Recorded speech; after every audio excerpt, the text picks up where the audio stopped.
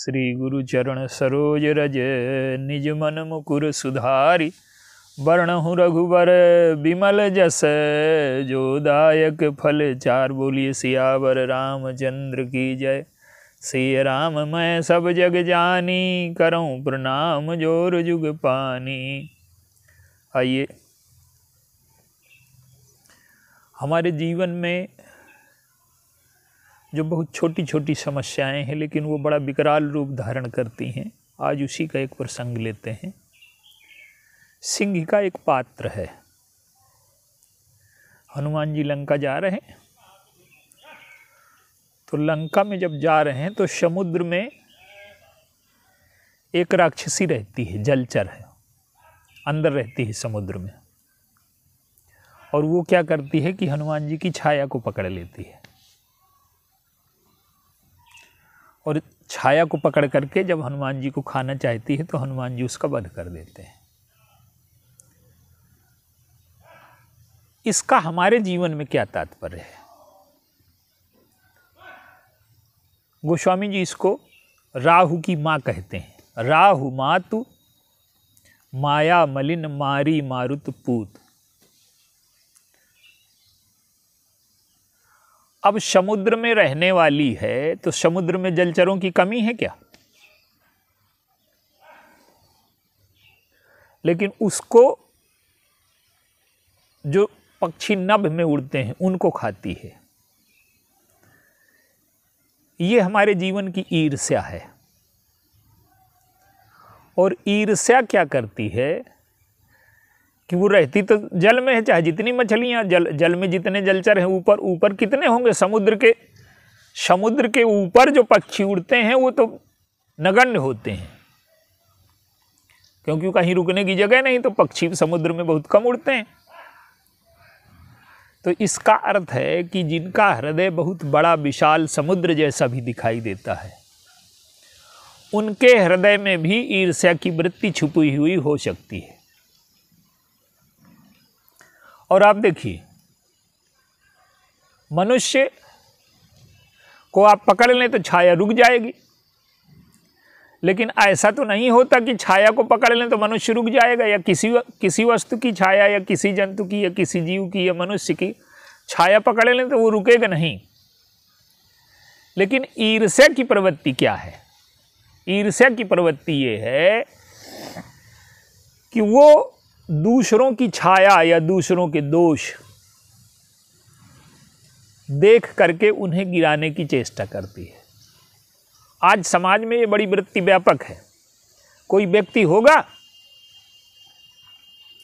तो उसमें अगर बहुत अधिक गुण हैं तो एक आधा गुण भी होंगे।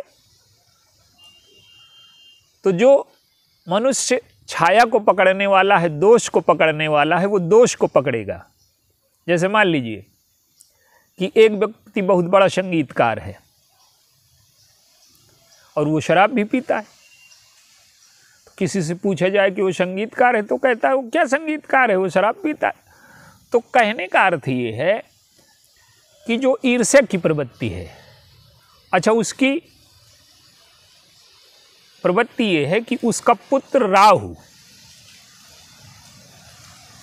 छाया ग्रह कहा जाता है। तो वो चाहती है कि और कोई ऊपर ना उठे, मेरा पुत्र। तो ये जो लोग विशाल हृदय के होते हैं, इनमें एक कमी है कि वही चीज अपने में गुण मानते हैं और दूसरे में दोष मानते हैं। जैसे भगवान परशुराम हैं, उनमें टेढ़ापन है, उनमें क्रोध है, उनमें कटुबाणी है, और वही चीज जब लक्ष्मण जी कहते हैं तो उन्हें बुरा लगता है। तो ईर्ष्यालु व्यक्ति की बुद्धि की सबसे बड़ी समस्या है कि वो भ्रांत हो जाती है और अपने लिए और दूसरों के लिए वो दो मापदंड बना लेता है। तो जो राहु है वो मात्सर्य है, और ईर्ष्या जो है वो ईर्ष्या राहु मात्सर्य है और सिंह का ईर्ष्या है। और मात्सर्य और ईर्ष्या एक दूसरे से जुड़े हुए हैं। किसी को देख करके कोई आगे जा रहा है, हमसे। जब कोई व्यक्ति चलेगा जीवन में तो कुछ लोग आगे होंगे, कुछ पीछे होंगे। तो आगे वाले को देख करके जब हमारे मन में क्षोभ पैदा हो कि ये हमसे आगे निकल गया, लेकिन इसमें एक वो क्षोभ तो पैदा हुआ, लेकिन इसकी दो प्रवृत्तियां हो सकती हैं कि हम अपनी चाल को इतना तेज बना लें कि हम उससे आगे निकल जाएं। तो जब आगे निकलने की होड़ पैदा हो जाती है, इसे हम मात्सर्य कहते हैं। और हम आगे नहीं निकल सकते तो इसकी टांग पकड़ के खींच दें, ये ईर्ष्या कहलाती है। तो जो राहु है उसके जीवन की समस्या क्या है? समुद्र मंथन में जब अमृत निकला तो राहु बुद्धिमान है, उसकी दृष्टि पैनी है, तो उसने भगवान को पहचान लिया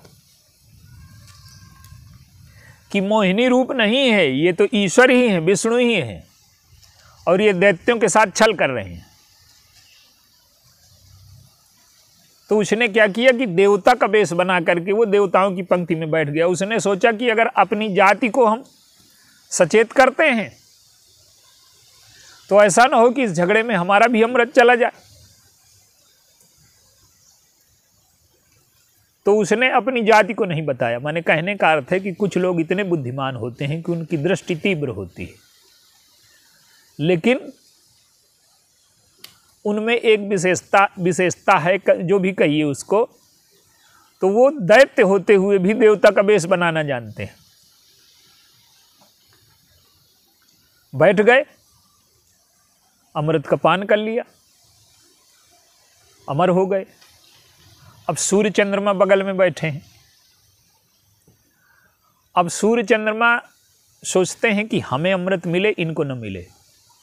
तो जो प्रवृत्ति राहु की है, माने दैत्यों की है, अमृत मिला तो दैत्यों ने तो छीने लिया कि हम नहीं देंगे, अकेले पिएंगे। वो तो भगवान की कृपा है कि देवताओं को अमृत मिल गया। तो अब जो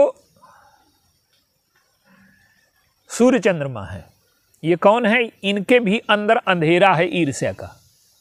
ये चाहते हैं कि हमें तो अमृत मिल जाए पर सामने वाले को न मिले। तो ये जो ईर्ष्या की वृत्ति है, यही वृत्ति सूर्य चंद्रमा का ग्रहण है। सूर्य चंद्रमा में जो ग्रहण लगता है वो यही है कि अगर इनके अंदर इतना दोष ना होता, भगवान नहीं पहचानते क्या कि ये राहु है, और अगर पहचानते नहीं तो काहे के भगवान। लेकिन ये परोसने वाले का काम है कि किसको क्या देता है, लेकिन वो चाहते हैं कि हमें मिले, इनको न मिले। तो उसमें कथा आती है कि भगवान ने कहा कि जब सूर्य और चंद्रमा ने बताया तो भगवान ने उसका सिर काट दिया, तो अमृत पी चुका था तो जीता रहा वो। और वही जो सिर है वही ग्रहण करता है, सूर्य और चंद्रमा को ग्रस लेता है। माने राहु में भी ईर्ष्या और मात्सर्य है, और वही वृत्ति सूर्य चंद्रमा में भी है, इसलिए वो ग्रहण के उसमें आते हैं।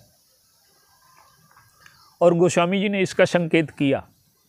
देखिए, ये बहुत लोगों के जीवन में पाई जाती है वृत्ति।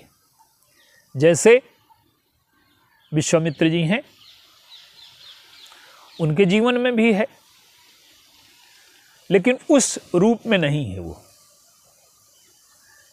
प्रताप भानु नाम का एक राजा है, उसने अपने सारे शत्रुओं को परास्त कर दिया, लेकिन उसका एक शत्रु बुद्धिमान है। तो प्रताप भानु का चरित्र बड़ा उदात्त दिखाई देता है, लेकिन उसका जो शत्रु है कालकेतु, उसने एक कमजोरी पकड़ ली। उसके विशाल व्यक्तित्व में एक सिंहिका रहती है, और वो सिंहिका क्या है कि दूसरों से अपने को श्रेष्ठ करने की वृत्ति और अपने से दूसरों को छोटा बनाने की वृत्ति।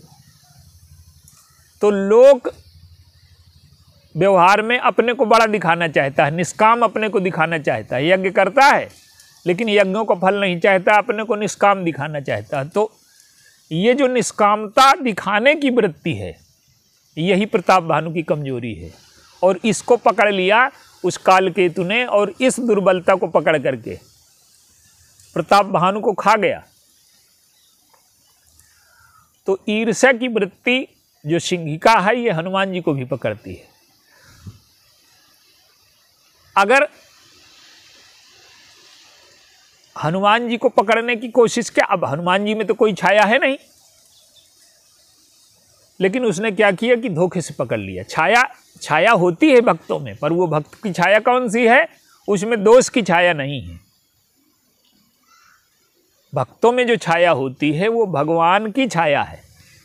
सुतीक्षण जी तो कहते हैं कि हमारे जीवन में, अभी लोग कहते हैं कि अभिमान ना हो, लेकिन मैं तो चाहता हूं कि मेरे जीवन में अभिमान हो। और क्या, अस अभिमान जाय जनु भोरे, और मैं सेवक रघुपति पति मोरे।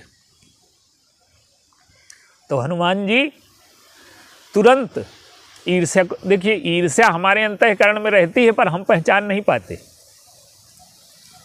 लेकिन हनुमान जी तो परम संत हैं, सिद्धों के सिद्ध हैं, उनके चरित्र में नहीं है, लेकिन दिखाया गया कि उन्होंने पकड़ लिया और पकड़ करके मार दिया। तो हनुमान जी का चरित्र तो ईर्ष्या और मात्सर्य से शून्य है, और जिसका चरित्र ईर्ष्या और मात्सर्य से शून्य है वही इस सिंहिका को मार सकता है। तो हनुमान जी ने उसको पहचान करके उसको मार दिया।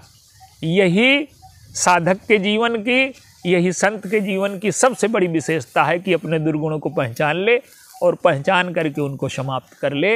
यही साधना की पराकाष्ठा है। ये सिंहिका हमारे जीवन में पाई जाती, हम इसको खोजें और कैसे समाप्त करें। बोलिए सियावर राम।